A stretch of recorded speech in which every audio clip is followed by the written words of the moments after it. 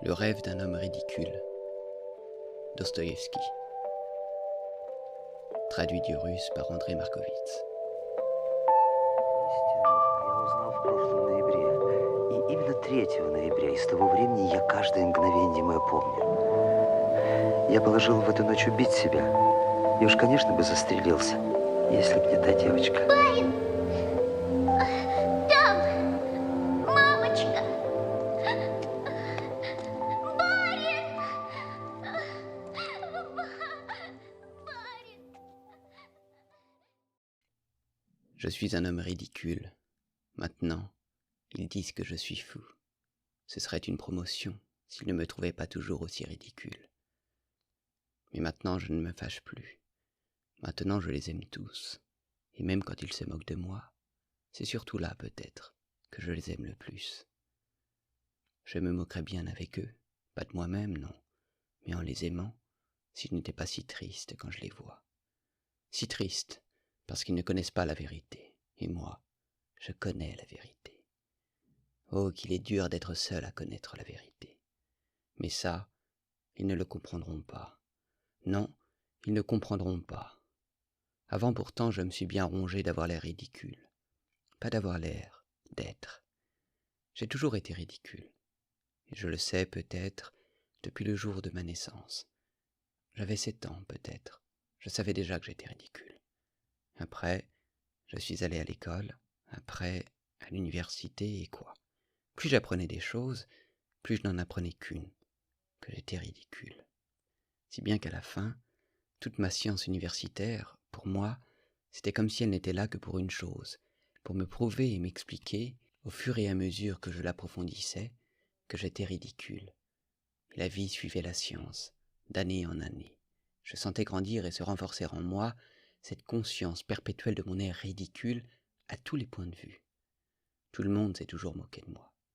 Mais personne ne savait, ne pouvait deviner que s'il y avait un homme sur terre qui savait plus que tous les autres que j'étais ridicule, eh bien, c'était moi-même. Et voilà bien ce que je trouvais le plus humiliant, qu'il ne le sache pas. Mais là, c'était ma propre faute. J'ai toujours été si orgueilleux que, jamais, pour rien au monde, je n'ai voulu le reconnaître devant personne. Cet orgueil, il s'accroissait en moi d'année en année. Et si je m'étais autorisé à le reconnaître même devant n'importe qui, je crois que là, sur le champ, le soir, je me serais pulvérisé la tête d'un coup de revolver. Oh, comme je souffrais dans mon adolescence de ce que je ne puisse pas y résister, et que d'un coup, d'une façon ou d'une autre, je le reconnaisse, moi-même, devant mes camarades. Mais depuis que j'étais devenu un jeune homme, même si j'apprenais d'année en année et toujours de plus en plus, cette particularité monstrueuse qui était la mienne, je suis, je ne sais pas pourquoi, devenu un peu plus calme. Et justement, je ne sais pas pourquoi parce que, jusqu'à maintenant, je suis incapable de dire pourquoi. Peut-être parce qu'une circonstance faisait croître une angoisse terrible dans mon âme, une circonstance infiniment plus forte que tout mon être, je veux dire cette conviction constante qui m'avait pénétré que tout au monde, partout, était égal. Cela, je le pressentais depuis très longtemps, mais cette conviction totale m'est venue au cours de cette année, et bizarrement, d'un coup. J'ai senti d'un coup que ça me serait égal qu'il y ait un monde ou qu'il n'y ait rien nulle part. Je me suis mis à entendre et à sentir par tout mon être qu'il n'y avait rien de mon vivant. Au début, j'avais toujours l'impression que, par contre, il y avait eu beaucoup de choses dans le passé, mais après, j'ai compris que dans le passé non plus il n'y avait rien eu, que c'était juste, je ne sais pourquoi, une impression.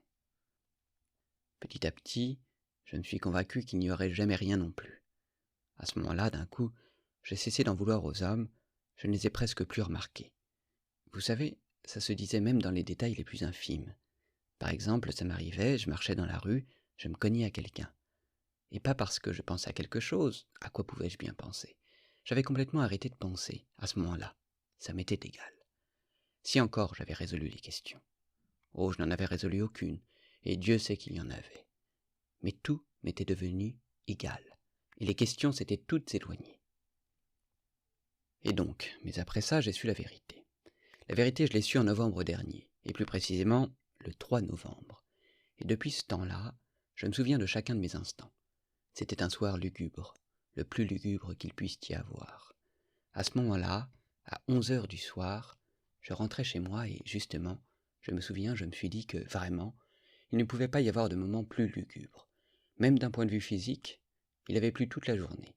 Et c'était une pluie froide, et la plus lugubre, une pluie même qui était comme féroce.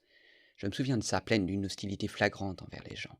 Et là, d'un coup, vers 11 heures du soir, la pluie s'est arrêtée et une humidité terrible a commencé. C'était encore plus humide et plus froid que pendant la pluie. Une espèce de vapeur remontait de tout ça, de chaque pierre dans la rue et de chaque ruelle, si l'on plongeait ses yeux dedans, au plus profond, le plus loin possible depuis la rue. D'un coup, j'ai eu l'idée que si le gaz s'était éteint partout, ça aurait été plus gai, que le gaz rendait le cœur plus triste, parce qu'il éclairait tout. Ce jour-là, je n'avais presque rien mangé, et j'avais passé tout le début de la soirée chez un ingénieur, où il y avait encore 2 autres amis. Moi, je me taisais toujours et je crois que je les ennuyais. Ils parlaient de quelque chose de révoltant, et même d'un coup, ils se sont échauffés. Mais ça leur était égal, je le voyais, et ils s'échauffaient juste comme ça. C'est bien ce que je leur ai dit d'un coup. Messieurs, je leur ai dit, mais ça vous est égal. Ils ne se sont pas sentis vexés, ils se sont tous moqués de moi. C'était parce que j'avais dit ça sans le moindre reproche, et juste parce que ça m'était égal à moi aussi. Eux, ils avaient vu que ça m'était égal, ça les avait tous mis en joie. Quand j'ai eu cette idée sur le gaz, dans la rue, j'ai regardé le ciel. Le ciel était terriblement obscur, mais on pouvait nettement distinguer les nuages avec, entre eux, des taches noires insondables. Tout à coup, dans une de ces taches noires, j'ai remarqué une toute petite étoile, et je me suis mis à la regarder fixement. C'était parce que cette toute petite étoile m'avait donné une idée. J'ai décidé de me tuer cette nuit-là. Cette décision, je l'avais prise fermement depuis déjà 2 mois, et tout pauvre que j'étais, j'avais acheté un très beau revolver et le jour même, je l'avais chargé. Mais 2 mois s'étaient déjà passés, et il était toujours resté dans son tiroir. Mais tout m'était tellement égal que j'avais fini par vouloir tomber sur une minute où ça me serait moins égal. Pourquoi ça? Je n'en sais rien. Et donc de cette façon, tous les soirs, en rentrant chez moi, je me disais que j'allais me brûler la cervelle. Je guettais la minute. Et là donc, maintenant, cette petite étoile m'avait donné l'idée, et j'ai décidé que ce serait absolument pour cette nuit. Et pourquoi cette petite étoile m'a donné cette idée? Je n'en sais rien. Et là, pendant que je regardais le ciel, tout à coup cette petite fille m'a saisi par le coude. La rue était déjà déserte. Il n'y avait presque plus personne. Au loin, un cocher dormait sur ses drochkis. La petite fille avait dans les 8 ans, un petit foulard sur les épaules avec juste une robe, toute trempée. Mais je me suis souvenu surtout de ses souliers, troués et trempés, et je m'en souviens toujours. Ce sont eux, surtout, qui m'ont sauté aux yeux. Elle, tout à coup, elle s'est mise à me tirer par le coude et à m'appeler. Elle ne pleurait pas, mais d'une voix bizarrement octante, elle criait des mots qu'elle n'arrivait pas à prononcer correctement, parce qu'elle était prise de fièvre, traversée de frissons. Je ne sais pas pourquoi elle criait, d'une voix terrorisée, désespérée. « Ma maman, ma maman !» Je m'étais déjà tourné vers elle, mais je n'ai pas dit un mot. Et je poursuivais mon chemin, mais elle me poursuivait et me tirait par le coude, et à ce moment-là, sa voix eut ce son qui signifie le désespoir chez les enfants vraiment terrorisés. Ce son, je le connais. Même si elle n'articulait pas les mots, j'ai bien compris que sa mère était en train de mourir je ne sais où, ou bien que quelque chose leur était arrivé, et qu'elle avait couru appeler quelqu'un, trouver quelque chose pour aider sa maman. Mais je ne l'ai pas suivie, et au contraire, j'ai eu tout à coup l'idée de la chasser. J'ai commencé par lui dire d'aller trouver un gendarme. Mais d'un seul coup, elle a joint ses petites mains comme pour me supplier, et en sanglotant, en haletant, elle courait toujours à côté de moi et ne me lâchait pas. C'est là que j'ai tapé du pied et que j'ai crié. Elle s'est juste exclamée « Monsieur, monsieur !» Mais d'un seul coup, elle m'a abandonné et elle a traversé la rue à toute vitesse. Là aussi, un passant venait d'apparaître, et visiblement, elle m'abandonnait pour se jeter vers lui. J'ai grimpé jusqu'à mon 4e étage. Je vis en location, nous avons démeublé. Ma chambre, elle est pauvre et petite, avec une fenêtre de grenier en demi-cintre. J'ai un divan couvert de toile cirée, un bureau sur lequel il y a des livres, 2 chaises et un fauteuil profond, d'une vieillesse insigne, mais un fauteuil Voltaire. Je me suis assis, j'allumai la bougie, et j'ai pensé. À côté, dans l'autre chambre, derrière la cloison, la débauche continuait. Cela faisait 2 jours qu'il n'arrêtait pas. La pièce était occupée par un capitaine à la retraite, et il avait des invités, 5 ou 6 bons à rien. Il buvait de la vodka et il jouait au stos avec des cartes usées. La nuit d'avant, il y avait eu une bagarre, et je sais que 2 d'entre eux s'étaient longuement traînés par la tignasse. La logeuse voulait se plaindre, mais elle a eu une peur bleue du capitaine. Comme autre locataire dans nos meublés, il n'y a qu'une petite dame malingre et frêle, une femme de soldat, une provinciale, avec 3 petits-enfants, et qui sont tous tombés malades dans nos meublés. Ces enfants et elle, ils ont peur du capitaine à s'en évanouir. Ils passent la nuit à trembler et se signer, et même le plus petit, de peur, a fait une espèce de crise. Ce capitaine, je le sais de source sûre, il lui arrive d'arrêter les passants sur le Nevski et de demander l'aumône. On ne veut de lui à aucun poste. Mais chose étrange, c'est bien pour cela que je le raconte, ce capitaine, depuis 1 mois qu'il vit chez nous, il ne m'a jamais énervé le moins du monde. Évidemment, et dès le début, j'ai évité de le fréquenter, et puis il s'est vite ennuyé avec moi, mais il avait beau crier tant qu'il voulait derrière la cloison, et s'entasser autant qu'il voulait, moi, ça m'était toujours égal. Je reste toute la nuit dans mon fauteuil, et réellement, je ne les entends pas, tellement je les oublie. Parce que toutes les nuits, je ne dors pas, et jusqu'à l'aube, et voilà déjà 1 an que ça dure. Je passe toutes mes nuits devant mon bureau, dans mon fauteuil, et je ne fais rien. Les livres, je ne les lis que dans la journée. Je reste là et, même, je ne pense pas. C'est juste comme ça, quelques pensées errantes, et je les laisse errer. La bougie fond jusqu'au bout pendant la nuit. Je me suis assis à mon bureau sans faire de bruit. J'ai sorti le revolver, et je l'ai posé devant moi. Quand je l'ai sorti, je me souviens, je me suis demandé « oui », et je me suis répondu d'une manière absolument affirmative « oui ». C'est-à-dire que j'allais me tuer. Je savais que cette nuit-là, j'allais me tuer à coup sûr. Mais combien de temps j'allais encore rester devant mon bureau jusqu'à ce moment-là, cela, je n'en savais rien. Et bien sûr, je me serais tué sans cette petite fille.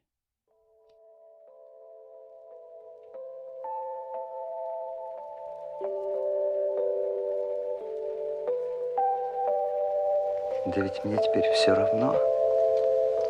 Ведь через час или 2 все угаснет. И тогда какое мне дело до этой девочки и до всего на свете? Я обращаюсь в нуль. В нуль абсолютный.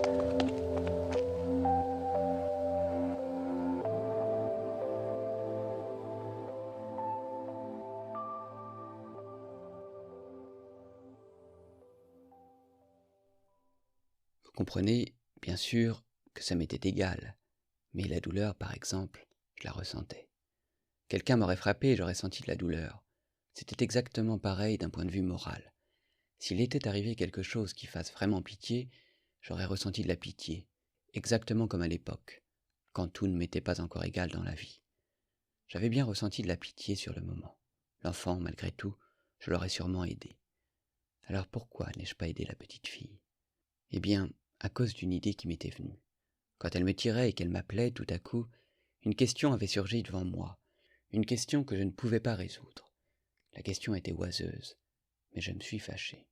Si je me suis fâché, c'est suite à cette conclusion que, si j'avais pris ma décision de me suicider cette nuit, alors tout devait m'être égal dans le monde, à ce moment-là plus encore que jamais. Pourquoi donc avais-je tout à coup senti que ça ne m'était pas égal, et que j'avais pitié de la petite fille? Je me souviens, j'ai eu pitié très fort. C'était même une espèce de douleur étrange, et même invraisemblable dans ma situation. Non, je suis incapable de mieux traduire cette sensation fugitive qui m'était venue à ce moment-là. Mais cette sensation s'est encore prolongée chez moi, quand je m'étais déjà assis devant le bureau, et j'étais très agacé, comme jamais depuis longtemps. Les réflexions suivaient les réflexions. Il m'apparaissait clairement que, si je suis un homme, et pas encore du rien, et tant que je ne suis pas devenu du rien, je vis, et donc je suis capable de souffrir, d'éprouver de la colère ou de la honte pour mes actes. Bon, mais pourtant si je me tue, par exemple dans 2 heures, alors qu'est-ce qu'elle me fait, la petite fille? Et quelle importance dans ce cas-là, la honte, et tout ce que vous voulez au monde? Je deviens du rien total. Et est-ce que réellement la conscience du fait que dans un instant je cesserai complètement d'exister, et donc que rien n'existerait, ne pouvait pas avoir la moindre influence sur cette sensation de pitié pour la petite fille, et cette sensation de honte après l'infamie que j'avais commise? parce que c'est bien pour cela que j'avais tapé des pieds et que j'avais crié d'une voix hystérique sur cette malheureuse enfant, parce que, n'est-ce pas, non seulement tiens, je ne ressens aucune pitié, mais même si je commets une infamie inhumaine maintenant, j'ai le droit parce que d'ici 2 heures tout sera éteint. Vous me croyez que c'est pour cela que j'ai crié? Pour moi maintenant, c'est presque une certitude. Je me représentais clairement que maintenant, la vie et le monde étaient comme dépendants de moi. On peut même le dire de cette façon que, maintenant, le monde, c'est comme s'il n'était fait que pour moi seul. Je me tue, et le monde n'existe plus, du moins pour moi. Sans parler déjà de ce fait que, peut-être, c'est vrai qu'il n'y aura rien pour personne après moi. Et le monde entier, à peine ma conscience sera éteinte, s'éteindra tout de suite comme un spectre, un attribut de ma seule conscience, et cessera d'être parce que peut-être, ce monde, dans son ensemble, et tous ces hommes au fond, ils sont juste moi seul. Je me souviens qu'en réfléchissant dans mon fauteuil, je retournais toutes ces nouvelles questions qui se pressaient les unes après les autres dans une direction même complètement différente, et j'inventais des choses vraiment inattendues. Par exemple, cette réflexion étrange m'est venue tout à coup que si j'avais vécu auparavant sur la Lune ou sur Mars, et que j'y ai commis l'acte mais le plus honteux et le plus déshonorant qui puisse seulement s'imaginer, et si, là-bas, pour cet acte, on m'avait avili et déshonoré comme on ne peut le ressentir et se l'imaginer qu'en rêve, dans un cauchemar, et si me retrouvant après sur Terre, j'avais conservé la conscience de mon acte sur telle autre planète, et que de plus, j'ai su que jamais plus et pour rien au monde je n'y retournerais, eh bien, en regardant la Lune depuis la Terre, est-ce que oui ou non, ça me serait encore égal? Aurais-je ressenti oui ou non de la honte pour mon acte? Ces questions étaient oiseuses et inutiles, parce que le revolver était déjà posé devant moi, et que je savais par tout mon être que ça, ce serait à coup sûr. Mais elles m'échauffaient, et je m'agitais. C'était comme si je ne pouvais pas mourir maintenant, avant d'avoir résolu quelque chose. Bref, cette petite fille m'a sauvé la vie, parce que toutes ces questions ont éloigné le coup de feu. Pendant ce temps, chez le capitaine aussi, tout avait commencé à se calmer. Ils en avaient fini avec leurs cartes, et ils s'installaient pour dormir, et en attendant, ils se contentaient de grogner et finissaient sans conviction de s'injurier. Et c'est là tout d'un coup que je me suis endormi, ce qui ne m'était jamais arrivé auparavant, dans mon fauteuil, devant mon bureau. Je n'ai pas du tout remarqué à quel moment je me suis endormi. Les rêves, on le sait, ce sont des phénomènes extrêmement étranges. Telle chose apparaît avec une précision terrifiante, une finesse de joaillier dans le rendu d'un détail, alors qu'on saute par-dessus telles autres, comme sans les remarquer du tout, par exemple, par-dessus l'espace et le temps. Les rêves, semble-t-il, sont mus non par la raison, mais le désir, non par la tête, mais par le cœur. Et néanmoins, parfois, ma raison pouvait me jouer en rêve de ces tours tellement rusés, et néanmoins il lui arrive en rêve des choses tout à fait incompréhensibles. Mon frère, par exemple, est mort il y a 5 ans. Parfois je le vois en rêve. Il prend une part active à mes affaires, nous sommes tous les deux très passionnés et néanmoins, moi-même, pendant toute la durée du rêve, je me rappelle parfaitement que mon frère est mort et enterré. Comment donc puis-je ne pas m'étonner de ce que, tout mort qu'il peut être, il soit quand même à mes côtés et s'agite avec moi? Pourquoi ma raison peut-elle parfaitement admettre cela? Mais il suffit. J'en viens à mon rêve. Oui, c'est alors que ce rêve m'est venu, ce rêve du 3 novembre. Ils me rient au nez, maintenant. Ils me disent que, justement, ce n'était qu'un rêve. Mais n'est-ce pas égal, que ce soit ou non un rêve, si ce rêve m'est venu annoncer la vérité? Car si une seule fois, vous avez su la vérité, et si vous l'avez vue, vous savez bien quelle est la vérité, et qu'il n'y en a pas d'autre, et qu'il ne peut pas y en avoir d'autre, que vous dormiez ou que vous viviez. Eh bien, soit, c'est un rêve, soit. Mais cette vie que vous placez si haut, j'avais voulu l'éteindre par le suicide, alors que mon rêve, oh, mon rêve, il m'a annoncé une vie nouvelle, grandiose, puissante, renouvelée.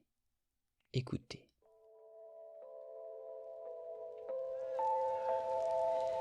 А ведь жизнь и мир теперь от меня зависят. Застрелюсь, и мира не будет, по крайней мере, для меня. Я еще подумал тогда, что если б я жил прежде на Луне или на Марсе и сделал бы там какой-нибудь бесчестный поступок, было бы мне отсюда все равно или нет? Вот тут я и заснул. Заснул незаметно и как бы продолжая рассуждать о тех же материях.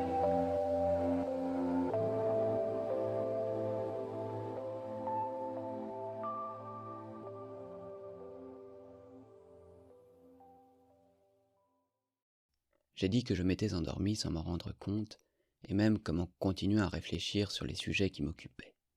D'un coup, j'ai rêvé que je prenais le revolver et que, toujours assis, je le pointais directement sur mon cœur. Mon cœur et pas ma tête. Moi, avant, j'avais décidé d'une façon définitive de me tirer une balle dans la tête, et plus précisément dans la tempe droite. L'ayant pointé sur ma poitrine, j'ai attendu une seconde ou deux, et ma bougie, le bureau et le mur devant moi se sont tout à coup mis à bouger, à tanguer. Je me suis dépêché de tirer. En rêve, il vous arrive de tomber d'une hauteur, ou bien on vous égorge, ou l'on vous bat, mais vous ne sentez jamais de douleur, sauf si réellement vous-même, d'une façon ou d'une autre, vous vous cognez dans votre lit, auquel cas vous sentirez de la douleur et cette douleur, presque toujours, vous réveillera.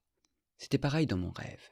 Je ne sentais aucune douleur, mais il m'a paru que ce coup de feu avait tout bouleversé en moi, et que tout s'était éteint d'un coup, et que tout autour de moi était devenu terriblement noir. Je suis comme devenu aveugle et muet, et me voici couché sur quelque chose de dur, tendu de tout mon long, raide. Je ne vois rien et je ne peux plus faire le moindre mouvement. Autour de moi, on marche, on crie. J'entends la basse du capitaine, les glapissements de la logeuse, et puis d'un coup, une autre interruption, et me voici déjà porté dans un cercueil fermé. Et je sens le tangage du cercueil, et je réfléchis à cela, et tout à coup, pour la première fois, je suis stupéfié par l'idée que, c'est-à-dire, je suis mort, mort complètement. C'est une chose que je sais et dont je ne doute pas. Je ne vois pas, et je ne bouge pas, et néanmoins, je sens, et je réfléchis. Je m'habitue très vite à cet état de fait, et très normalement, comme dans les rêves, j'accepte la réalité sans discussion. Et voilà qu'on m'enfouit dans la terre. Tout le monde s'en va. Je suis seul, complètement seul. Je ne bouge pas. Toujours, avant, dans la vie, quand je me représentais qu'on m'enterrait, en fait, je n'associais à la tombe qu'une seule sensation, celle du froid et de l'humidité. C'était pareil ici. Je sentis que j'avais très froid, surtout au bout de mes orteils, mais je ne sentis rien d'autre. J'étais allongé et, bizarrement, je n'attendais rien, admettant sans discussion qu'un mort n'a rien à attendre. Mais il faisait humide. J'ignore combien de temps put s'écouler, 1 heure ou quelques jours, ou bien beaucoup de jours. Mais voilà tout à coup qu'une goutte d'eau qui s'était infiltrée dans mon cercueil vint tomber sur ma paupière gauche fermée, suivie 1 minute plus tard par une autre, puis 1 minute plus tard par une troisième, et ainsi de suite, toujours à un intervalle d'1 minute. Une profonde indignation s'embrasa tout à coup dans mon cœur, et tout à coup, j'y ressentis une douleur physique. C'est ma blessure, me dis-je, c'est le coup de feu, il y a une balle dedans. Et la goutte, elle tombait toujours, minute après minute, et toujours sur mon œil fermé. Et tout à coup, j'ai levé mon invocation, non pas avec ma voix, car j'étais immobile, mais avec tout mon être, vers le maître de tout ce qui m'arrivait. Qui que tu sois, mais si tu es et s'il y a quelque chose de plus raisonnable que ce qui arrive en ce moment, permets aussi que cela soit ici. Mais si tu châties mon suicide déraisonnable par une existence qui se poursuivrait dans la monstruosité et dans l'absurde, sache que jamais, et quelles que soient les tortures qui me seraient infligées, rien ne pourra se comparer à ce mépris que je ressentirai sans dire un mot, et même si mon martyre dure des millions d'années. J'appelais et je me tus. Pendant presque 1 minute entière, le silence continua. Il y eut même encore une goutte qui tomba. Mais je savais sans limite, indestructiblement, et je le croyais, que tout changerait maintenant à coup sûr. Et voilà que d'un coup, mon cercueil s'ouvrit. C'est-à-dire, je ne sais pas s'il fut ouvert ou exhumé, mais je fus pris par une espèce de créature sombre que je ne connaissais pas, et nous nous retrouvâmes dans l'espace. Tout à coup, mes yeux virent. C'était une nuit profonde. Jamais il n'y avait eu pareille obscurité. Nous volions dans l'espace déjà loin de la terre. Je ne posais aucune question à celui qui me portait. J'attendais dans mon orgueil. Je m'assurais que je n'avais pas peur, et je me figeais d'extase à cette idée que je n'avais pas peur. Je ne me rappelle plus combien de temps nous volâmes, et je n'arrive pas à me représenter. Tout se passait comme toujours dans les rêves quand on saute par-dessus l'espace et le temps, et par-dessus les lois de l'existence et de la raison, qu'on ne s'arrête que sur les points qui nourrissent les rêveries du cœur. Je me souviens que tout à coup, je vis une petite étoile dans les ténèbres. C'est Sirius, demandai-je tout à coup, incapable de me retenir parce que je ne voulais rien demander. Non, c'est l'étoile que tu as vue entre les nuages quand tu rentrais chez toi, me répondit l'être qui m'emportait. Je savais qu'il possédait comme un visage humain. Bizarrement, je n'aimais pas cet être. Je sentais même une répulsion profonde. J'attendais le néant total. Je m'étais tué pour cela. Et voilà que j'étais entre les mains de cet être, pas humain, bien sûr, mais qui était, qui existait. Et donc, il y a aussi une vie après la mort, me dis-je avec cette étrange frivolité du rêve, mais l'essence de mon cœur restait en moi dans toute sa profondeur. Et s'il faut être encore une fois, me disais-je, et vivre encore par l'implacable volonté de je ne sais qui, alors je ne veux pas qu'on triomphe de moi et qu'on m'humilie. Tu sais que j'ai peur de toi, et c'est pour cela que tu me méprises, dis-je d'un coup à mon compagnon, incapable de me retenir d'une question humiliante qui contenait un aveu, et ressentant au fond du cœur, comme la piqûre d'une épingle, toute mon humiliation. Il ne répondit pas à ma question, mais je sentis d'un coup qu'on ne me méprisait pas, et qu'on ne se moquait pas de moi, et même qu'on ne me plaignait pas, mais que le chemin avait un but inconnu et secret, qui ne me concernait que moi seul. La peur grandissait dans mon cœur. Quelque chose, d'une façon muette mais douloureuse, se communiquait à moi et semblait me pénétrer. Nous volions dans des espaces obscurs et inconnus. Depuis longtemps, je ne voyais plus de constellations que l'œil reconnaissait. Je savais qu'il existe des étoiles dans l'espace céleste dont les rayons ne parviennent sur la Terre qu'après des milliers ou des millions d'années. Peut-être volions-nous dans ces espaces. J'attendais quelque chose dans une angoisse terrible et qui me torturait le cœur. Et tout à coup, une espèce de sentiment connu, et appelant au plus haut point, me bouleversa. Je vis tout à coup notre soleil. Je savais que ça ne pouvait pas être notre soleil, qui a donné naissance à notre Terre, et que nous étions à une distance infinie de notre soleil. Mais je reconnus, je ne sais pas pourquoi, par toutes les fibres de mon être, que c'était un soleil exactement pareil au nôtre, sa réplique et son double. Une sensation douce, appelante, retentit dans mon âme comme une extase. La force d'une lumière originelle, de cette lumière qui m'avait mis au monde, se répandit dans mon cœur et le ressuscita, et je ressentis la vie d'avant, pour la première fois après ma tombe. Mais si c'est le soleil, si c'est un soleil absolument pareil au nôtre, m'écriai-je, alors où est la terre ? Et mon compagnon me montra cette petite étoile qui luisait dans le noir d'un éclat d'émeraude. Nous volions droit vers elle.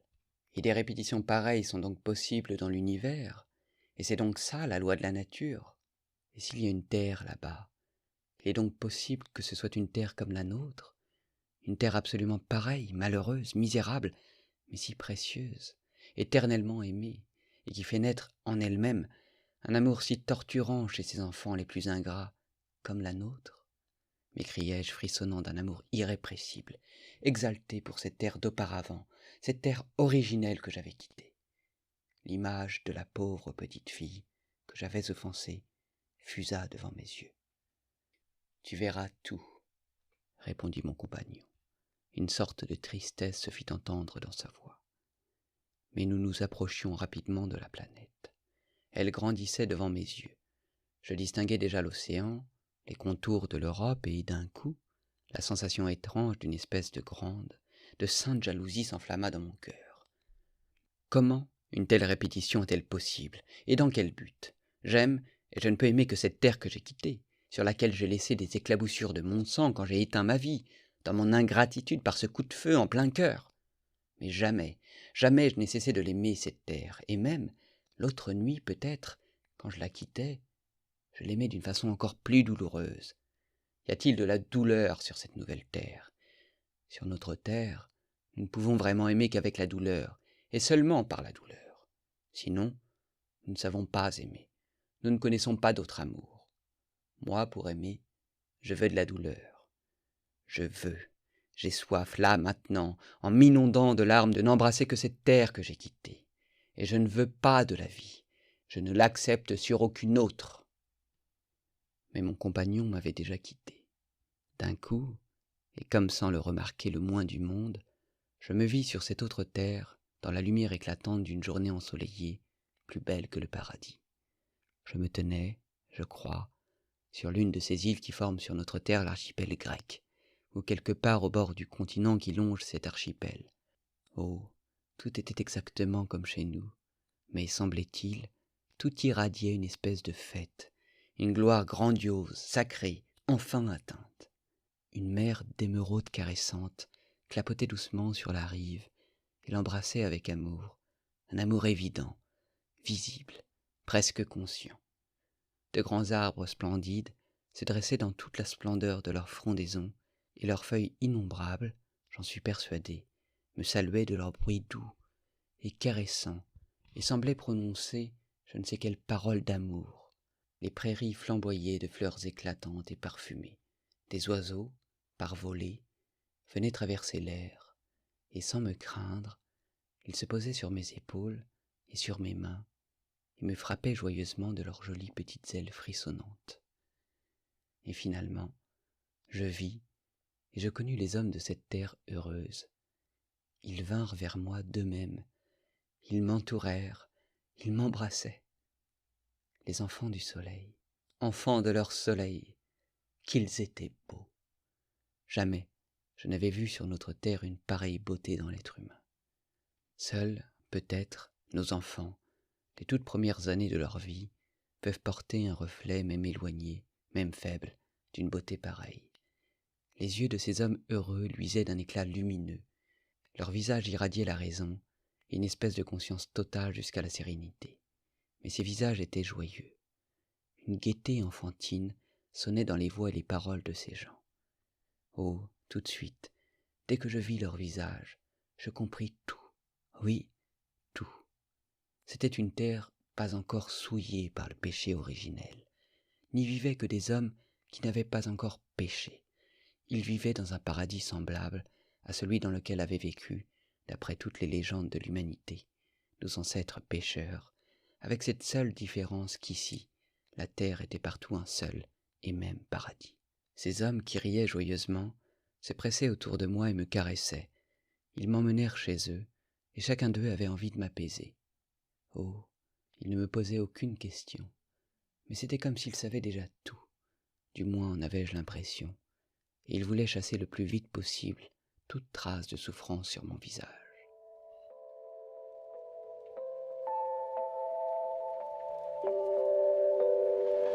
Я тогда же, при первом взгляде на их лица, понял все. Все! Это была земля, не оскверненная грехопадением. На ней жили люди, не согрешившие. Я видел их сам, их познал. Я любил их, и я страдал за них потом.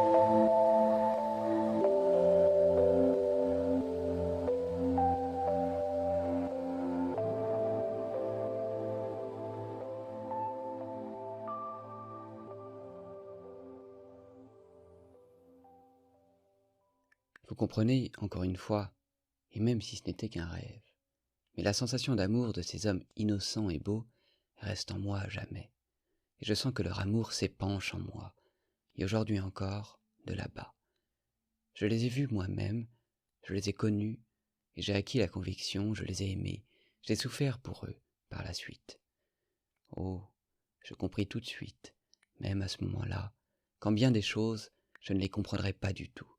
Moi, un progressiste russe contemporain, un sale pétersbourgeois, ça me restait une énigme, qu'ils sachent par exemple tant de choses, mais qu'ils ignorent tout de notre science.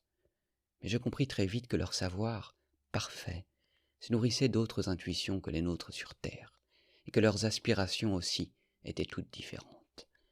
Ils ne désiraient rien, ils étaient en repos.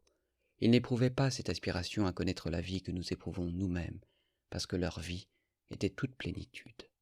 Mais leur savoir était plus profond et plus haut que celui de notre science, car notre science cherche à expliquer la vie, elle cherche à la saisir par la raison pour apprendre à vivre aux autres. Eux, même sans la science, ils savaient comment ils devaient vivre, et cela, je le compris, mais je fus incapable de comprendre en quoi leur connaissance consistait. Ils me montraient leurs arbres, et j'étais incapable de comprendre le degré d'amour avec lequel ils les regardaient, comme s'ils parlaient avec des êtres qui leur étaient semblables. Et vous savez, je ne me tromperai pas peut-être si je dis qu'ils conversaient, Oui, ils avaient trouvé leur langue, et je suis convaincu que les arbres les comprenaient. Ainsi, regardaient-ils toute la nature. Les animaux qui vivaient avec eux dans la concorde ne les attaquaient pas et les aimaient, vaincus par leur amour. Ils me montraient les étoiles, et ils me parlaient d'elles à propos de quelque chose que je n'arrivais pas à comprendre. Mais je suis convaincu que, d'une façon ou d'une autre, ils communiquaient avec les étoiles du ciel, et pas seulement par la pensée, non, par je ne sais quel moyen vivant. Oh, ces gens, ils ne s'acharnaient pas à ce que je les comprenne, ils m'aimaient même sans cela, et pourtant je savais que non plus, ils ne me comprendraient jamais, et c'est pourquoi je ne leur parlais presque pas de notre terre. Je me contentais d'embrasser devant eux la terre sur laquelle ils vivaient, et sans parole, je les adorais tous, et eux, ils voyaient cela et me laissaient les adorer, sans avoir honte de mon adoration, parce qu'ils étaient eux-mêmes pleins d'amour. Ils ne souffraient pas pour moi quand, en larmes, parfois, je leur baisais les pieds, sachant joyeusement, au fond du cœur, avec quelle force d'amour ils allaient me répondre. Parfois, je me demandais, stupéfait, comment arrive-t-il, de tout ce temps, à ne pas offenser quelqu'un comme moi, et à ne jamais éveiller en quelqu'un comme moi de l'envie ou de la jalousie. Je me suis souvent demandé comment j'avais pu moi-même, vantard, menteur comme je le suis, ne jamais leur parler de mes connaissances, des connaissances dont, bien sûr, ils n'avaient pas idée, ne pas vouloir les étonner, ne serait-ce même que par amour pour eux. Ils étaient vifs et joyeux comme des enfants.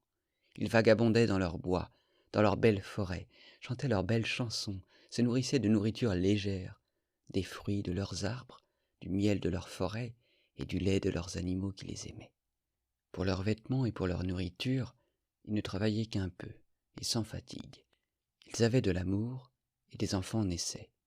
Mais jamais je n'ai remarqué chez eux d'élan de cette sensualité cruelle qui touche presque tout le monde sur notre terre, tout le monde et chacun, et fait la seule source de presque tous les péchés de notre humanité.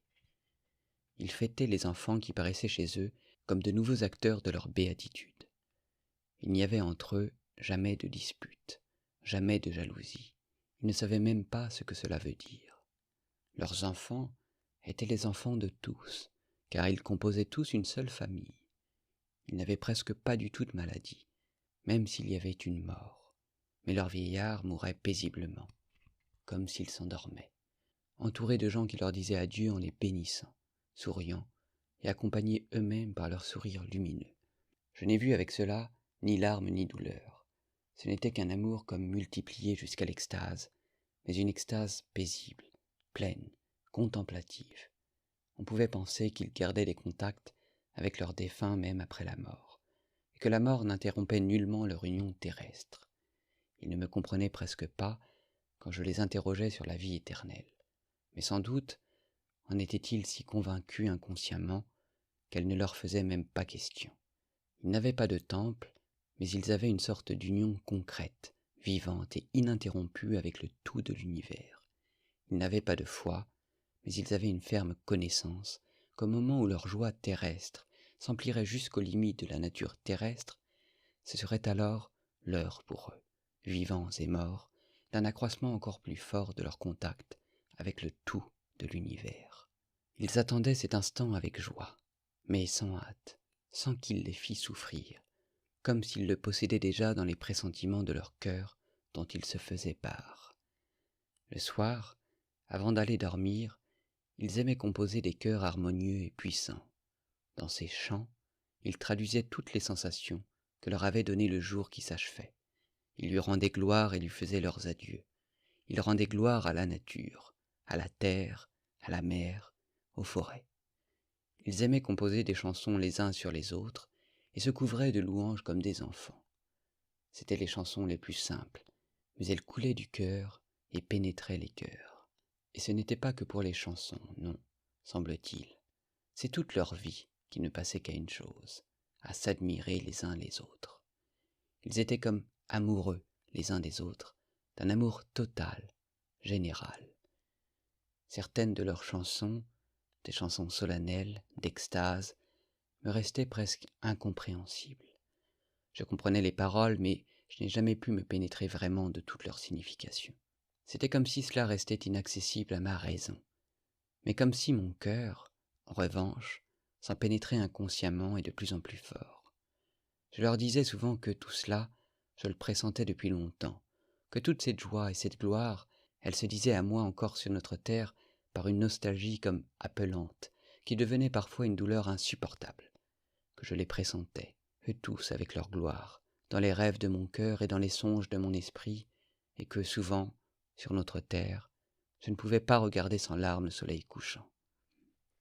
Ma haine pour les hommes de notre terre contenait toujours une douleur. Pourquoi ne pouvais-je les haïr sans les aimer? Pourquoi ne pouvais-je pas ne pas leur pardonner? L'amour que j'éprouvais pour eux contenait lui-même une souffrance. Pourquoi n'arrivais-je pas à les aimer sans les haïr?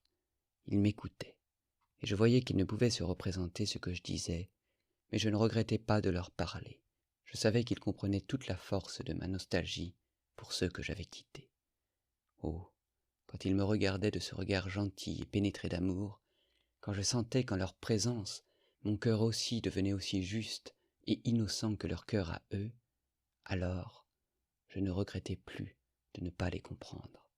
La sensation de plénitude de la vie me coupait le souffle, et, sans prononcer un mot, je leur disais des prières. Oh, maintenant, ils se moquent tous de moi, en face. Ils m'assurent que même en rêve, on ne peut pas voir tous ces détails que je rapporte maintenant, que dans mon rêve, je n'ai ressenti qu'une simple sensation née du propre délire de mon cœur, et que les détails, je les ai inventés une fois que je me suis réveillé. Et quand je leur ai révélé que peut-être cela était réellement advenu, mon Dieu, quel rire ils m'ont jeté à la figure, et quelle gaieté je leur ai procurée. Oh non, bien sûr, je n'ai été vaincu que par la simple sensation de ce rêve. Elle seule s'est conservée dans mon cœur blessé jusqu'au sang. Mais les images réelles et les formes de mon rêve, c'est-à-dire celles que j'ai vues vraiment à l'heure où je dormais, étaient emplies d'une telle harmonie, elles étaient si belles, si envoûtantes et si vraies qu'à mon réveil, bien sûr, j'étais incapable de les incarner dans nos faibles paroles, si bien que réellement, elles devaient comme s'estomper dans mon esprit, et donc, réellement, peut-être, moi-même, sans en avoir conscience, j'étais obligé d'inventer les détails par la suite, et bien sûr, en les déformant, surtout avec mon désir passionné de les rapporter, le plus vite possible, même n'importe comment. Mais comment pourrais-je ne pas croire que tout cela fût en réalité? C'était peut-être 1000 fois mieux, plus lumineux, plus pénétré de joie que je ne le raconte. Je veux bien que ce soit un rêve, mais tout cela ne pouvait pas ne pas être. Vous savez, je vais vous dire un secret. Tout cela, peut-être bien, c'était tout sauf un rêve. Parce qu'il y a une chose qui s'y est passée. Une chose vraie, jusqu'à une telle horreur, qu'elle n'aurait pas pu me venir dans mon rêve. Je veux bien que ce rêve ait été le produit de mon cœur, mais est-ce que le cœur seul était capable de faire naître cette vérité abominable qui m'est advenue par la suite? Comment aurais-je pu inventer cela tout seul, ou le rêver avec mon cœur? Comment mon cœur frivole, mesquin, comment ma raison insignifiante ont-ils pu s'élever jusqu'à une telle révélation de vérité? Oh, jugez vous-même, jusqu'à maintenant, je le cachais. Mais maintenant, cette vérité, je vais la dire jusqu'au bout. Le fait est que je les ai tous corrompus.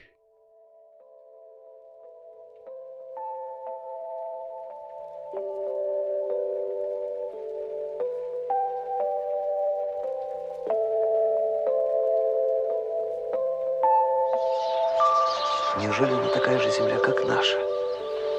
Как же может быть подобное повторение? И для чего?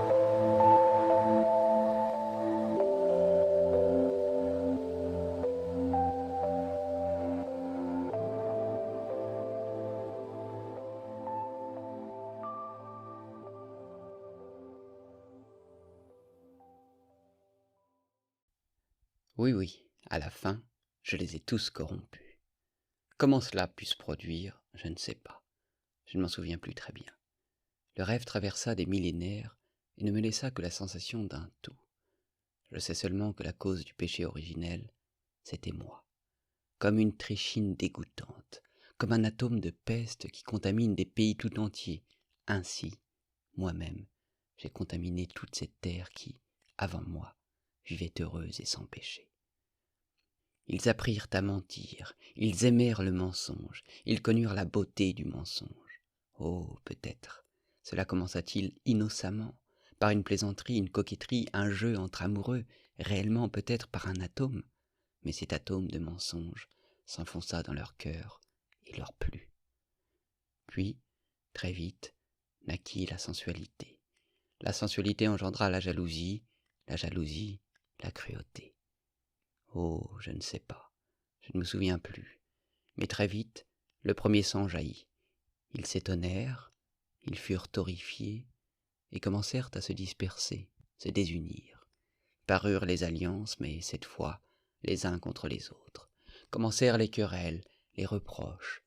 Ils connurent la pudeur, et firent de la pudeur une vertu. Naquit la notion d'honneur, et chaque alliance hissa son propre drapeau. Ils torturèrent les animaux s'éloignèrent d'eux dans les forêts, et furent leurs ennemis. Commencèrent les luttes pour les séparations, l'autonomie, l'individualité, pour le mien et le tien. Ils parlèrent des langues différentes. Ils connurent la douleur et aimèrent la douleur. Ils eurent soif de souffrance, et dirent que la vérité ne pouvait être atteinte qu'à travers la souffrance. Alors parut la science. Quand ils devinrent méchants, ils parlèrent de fraternité, d'humanité, et comprirent ces idées. Quand ils devinrent criminels, ils inventèrent la justice, et s'imposèrent toute une série de codes pour la conserver.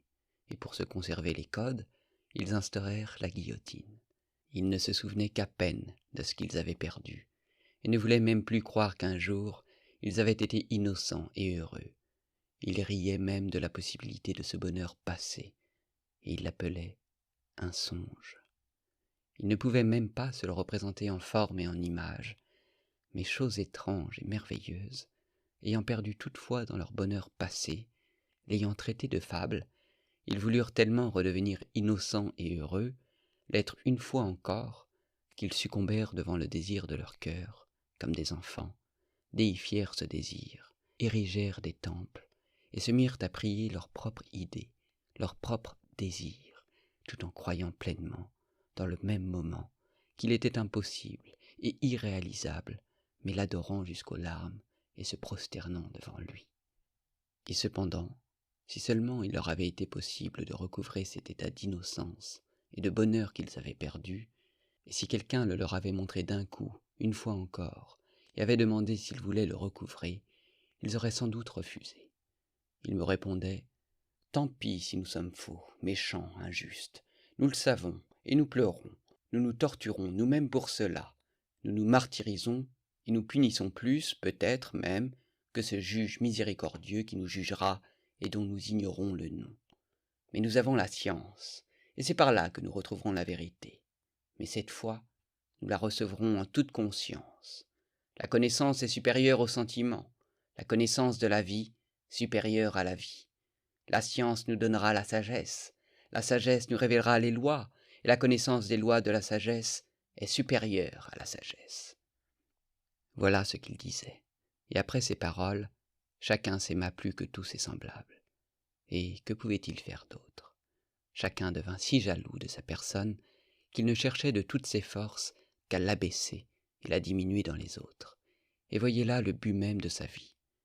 L'esclavage parut, et même l'esclavage volontaire. Les faibles se soumettaient volontiers aux plus forts, dans le seul but que ceux-ci les aident à opprimer d'autres encore plus faibles. Parurent des justes, qui vinrent chez ces gens, les larmes aux yeux, et leur parlèrent de leur orgueil, de la perte de la mesure et de l'harmonie, de leur oubli de la pudeur. Eux, ils se moquaient d'eux et leur jetaient des pierres. Le sang sacré se répandit sur le parvis des temples. Mais on vit paraître des gens qui commencèrent à imaginer comment retrouver une union qui ferait que chacun, tout en continuant de s'aimer plus que les autres, puisse vivre sans gêner son prochain, et comment vivre ainsi tous ensemble, pour ainsi dire, dans une société de concorde. De vraies guerres se déclenchèrent au nom de cette idée. Tous les belligérants croyaient en même temps que la science, la sagesse et l'instinct de conservation obligeraient finalement les hommes à s'unir dans une société de concorde et de raison, et donc, en attendant, pour accélérer le processus, les sages, s'efforçaient aussi vite que possible d'exterminer ceux qui ne l'étaient pas et qui ne comprenaient pas leur idée, pour qu'ils ne mettent pas d'obstacle à son triomphe. Mais l'instinct de conservation s'affaiblit vite. Parurent les orgueilleux et les sensuels qui exigèrent d'office tout ou rien. Pour acquérir le tout, ils recouraient au crime, et quand ils subissaient un échec, au suicide. Parurent des religions vénérant le néant et l'autodestruction au nom d'un apaisement éternel dans le rien. À la fin, ces hommes s'épuisèrent dans un travail absurde, et la souffrance parut sur leurs visages, et ces hommes proclamèrent que la souffrance est la beauté, car seule la souffrance est porteuse de pensée. Ils chantèrent la souffrance dans leurs chants. Je marchais parmi eux, en me tordant les bras, et je pleurais sur eux, mais je les aimais, peut-être, encore plus qu'avant, quand il n'y avait aucune souffrance sur leur visage, et quand ils étaient innocents et si beaux. J'aimais leur terre qu'ils avaient souillée plus encore qu'au moment où elle était un paradis, et seulement parce que le malheur y était apparu. Hélas, j'avais toujours aimé le malheur et la douleur, mais seulement pour moi-même et, sur eux, je pleurais, je les plaignais. Je tendais les bras vers eux, je m'accusais, me maudissais, me méprisais au désespoir. Je leur disais que tout cela, c'était moi qui l'avais fait, moi seul. C'est moi qui leur avais apporté la perversion, le poison, le mensonge. Je les suppliais de me clouer sur une croix. Je leur montrais comment faire une croix. Je ne pouvais pas, je n'avais pas la force de me tuer tout seul. Mais je voulais qu'ils m'infligent les supplices. J'avais soif de supplices. J'avais soif de répandre mon sang dans ces supplices jusqu'à la dernière goutte. Mais eux, ils ne faisaient que se moquer de moi. Et ils finirent par me prendre pour un innocent. Ils me justifiaient. Ils disaient qu'ils n'avaient reçu que ce qu'ils désiraient eux-mêmes, et qu'ils ne pouvaient pas ne pas y avoir ce qu'il y avait maintenant. À la fin, ils me dirent que je devenais dangereux, et qu'ils me mettraient dans un asile si je ne me taisais pas. Alors, la douleur pénétra dans mon âme avec une telle force que mon cœur se serra, et je sentis que j'allais mourir. Et là, et c'est là que je me suis réveillé. Неужели не все равно, сон это или нет, если этот сон возвестил мне истину? Неужели же мелкое сердце мое и капризный, ничтожный ум мой могли возвыситься до такого откровения правды? Я видел их сам, их познал и убедился. Я любил их, я страдал за них потом.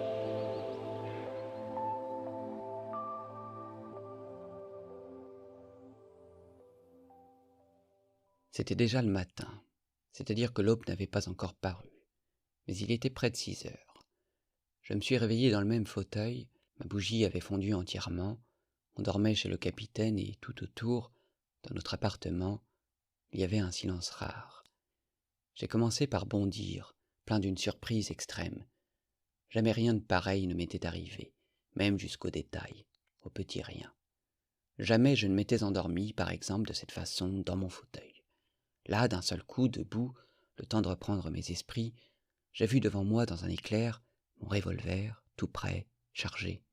Mais en un instant, je l'ai repoussé. Oh, maintenant, la vie, la vie. J'ai levé les bras, j'ai invoqué la vérité éternelle. Je n'ai pas invoqué, j'ai pleuré. L'exaltation. Une exaltation sans limite soulevait tout mon être. Oui, la vie. Et puis, le prêche. Le prêche, j'ai pris cette décision en 1 seconde. Et bien sûr, pour toute la vie. J'irai prêcher. Je veux prêcher. Quoi? La vérité. Car je l'ai vue. Je l'ai vue de mes yeux, vue dans toute sa gloire. Et donc, depuis ce temps, je prêche. Et puis, j'aime tous ceux qui se moquent de moi. Je les aime plus que les autres. Pourquoi, je ne sais pas. Je ne peux pas l'expliquer. Mais, soit. Ils disent que même maintenant, je m'y perds. C'est-à-dire que si je me suis tellement perdu maintenant, qu'est-ce donc qu'il en sera plus tard? Vérité vraie, je m'y perds, et plus tard, peut-être, ce sera encore pire.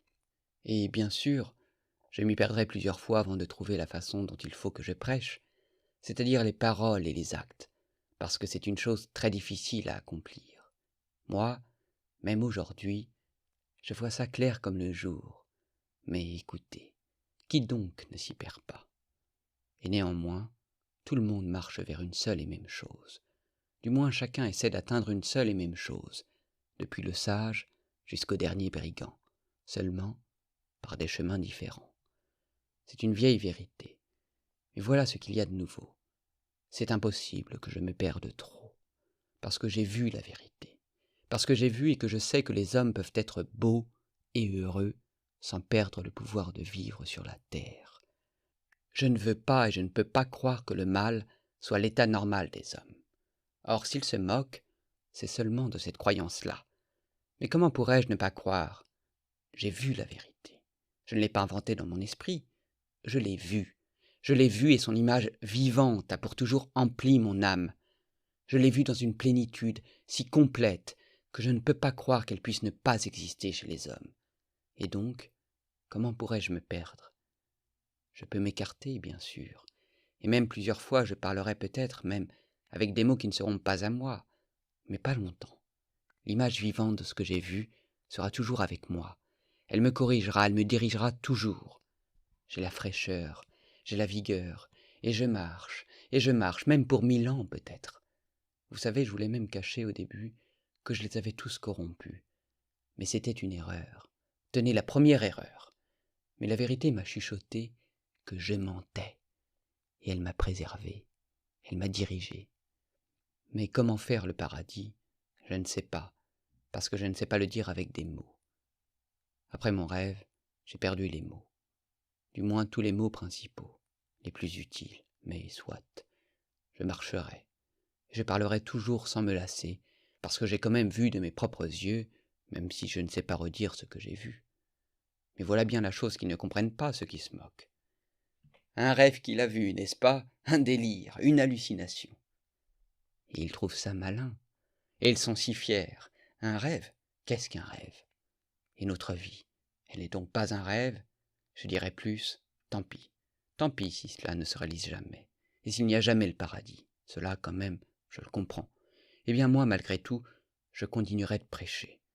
Et pourtant, c'est si simple. En un jour, en une heure, tout pourrait se construire d'un coup. Ce qui compte, aime ton prochain comme toi-même. Voilà ce qui compte. C'est tout, et il ne faut rien d'autre. Tu trouveras tout de suite comment construire. Et pourtant tout cela, ce n'est rien qu'une vieille vérité qu'on rabâche, qu'on a lue des billions de fois. Mais voilà, elle n'a pas pris racine. La conscience de la vie est supérieure à la vie. La connaissance des lois du bonheur supérieure au bonheur. Voilà ce qu'il faut combattre. Et je combattrai. Et si seulement tout le monde le voulait, tout se construirait d'un coup. Quant à la petite fille, je l'ai retrouvée. Et j'irai.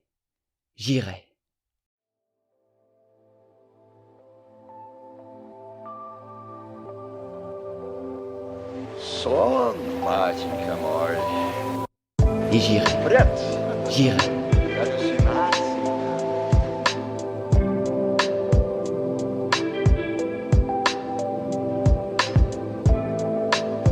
Я тогда же при первом взгляде на их лица понял все. Все. Et même si ce n'était qu'un rêve, Это была земля, не оскверненная грехопадением. На ней жили люди, не согрешившие. Я видел их сам, их познал. Я любил их и même оставлял. si ce n'était qu'un rêve. Et la sensation d'amour de ces hommes innocents et beaux reste en moi à jamais. Je sens que leur amour s'épanche en moi. Et aujourd'hui encore, de là-bas. Je les ai vus moi-même, je les ai connus, et j'ai acquis la conviction, je les ai aimés. J'ai souffert pour eux. Oh, je compris tout de suite, même à ce moment-là, qu'en bien des choses, je ne les comprendrais pas du tout. C'est impossible que je me perde trop, parce que j'ai vu la vérité. Сон, матенька мой. Пред галлюцинации. Parce que j'ai vu et que je sais que les hommes peuvent être beaux et heureux, sans perdre le pouvoir de vivre sur la terre. Mais comment pourrais-je ne pas croire? J'ai vu la vérité. Je ne l'ai pas inventée dans mon esprit. Je l'ai vue. Je l'ai vue et son image vivante a pour toujours empli mon âme. Je l'ai vue dans une plénitude si complète